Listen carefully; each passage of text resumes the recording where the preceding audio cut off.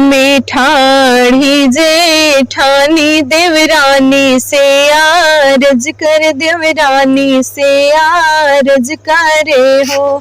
दुल्हन तो हरे माहलिया का ओ झलके देखत नीक लागे, देखत नीक लागे हो। झलकेला साहिब के पागड़िया तो हम रोचू नरिया, तो हम रोचू नरिया हो। जी जी झलकेला लालन के लोटरिया, देखत नीक लाग, देखत नीक लागई हो।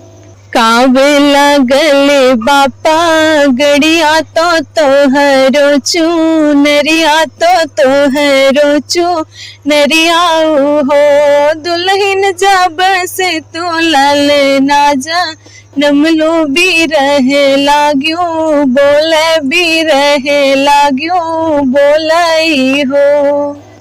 इस बोली बोली मोरी जी जी करे जा मोरे लागे, करे जा मोरे लागई हो। जी जी लाला नदी हैन भगवान अचरवा हमरे सो है आंगनवा हमरे खेलई हो।